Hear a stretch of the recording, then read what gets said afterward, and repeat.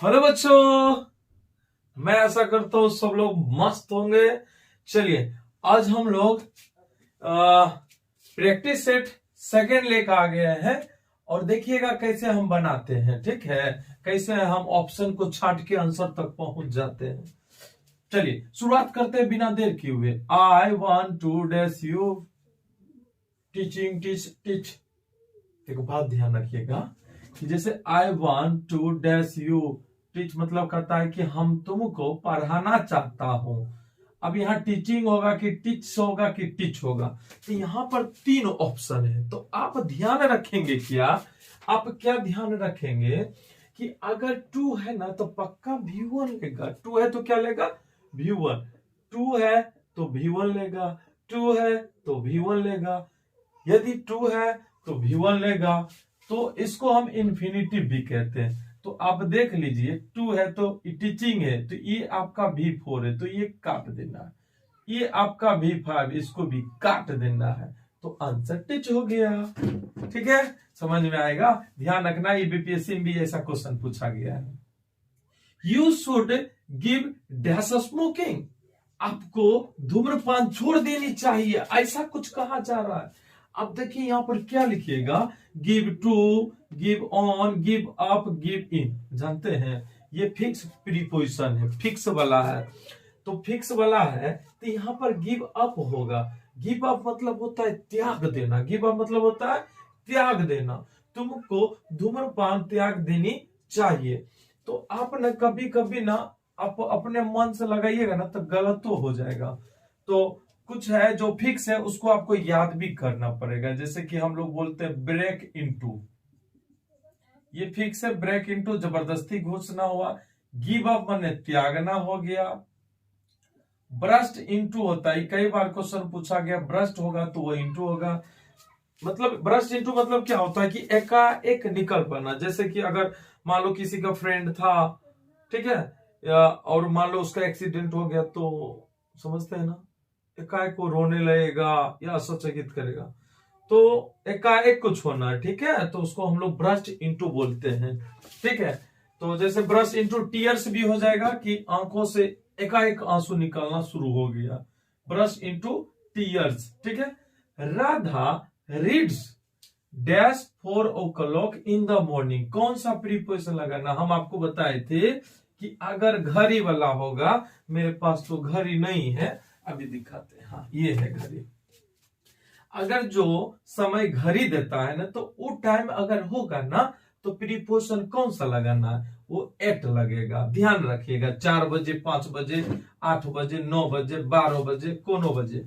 Right now, अरे बाबा रे बाबा, इससे पहले तो हम बताए थे ना टाइम एंड टेंस में कि नाउ हो, नाउ हो, एट प्रेजेंट हो, एट प्रेजेंट हो, एट प्रेजेंट हो, दिस डेज हो, दिस डेज हो, दिस टाइम हो। ठीक है, ये सब कुछ भी होगा तो वर्ब क्या लेगा? वर्ब जो होगा वो आईएनजी फॉर्म लेगा। वर्ब क्या लेगा? आईएनजी फॉर्म लेगा। तो यहां से आप देख सकते हैं, वाज प्लेइंग, आप प्लेइंग, इज प्लेइंग, तो ये प्रेजेंट का सेंस है, तो पास्ट थोड़ी ना होगा।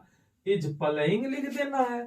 आई होप आपको समझ में आता होगा। ठीक है, चलिए आ जाइए नंबर 5।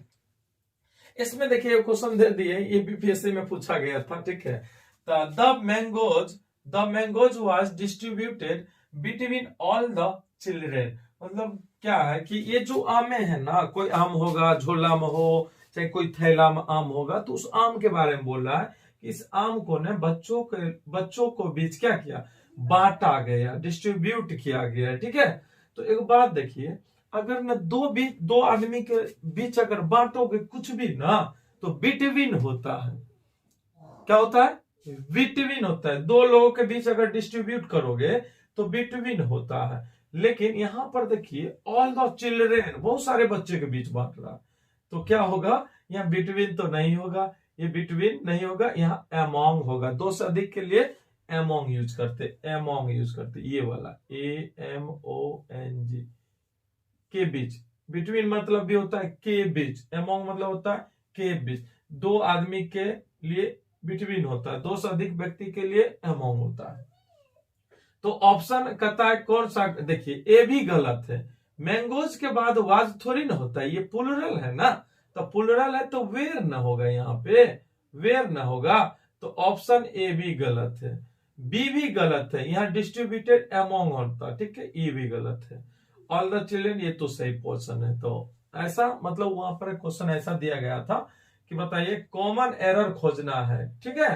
तो एक से अधिक वाला भी आंसर था, तो दुगो में आपका एरर मिला, तो हम एक से अधिक में आंसर हम मार सकते, कोई दिक्कत नहीं।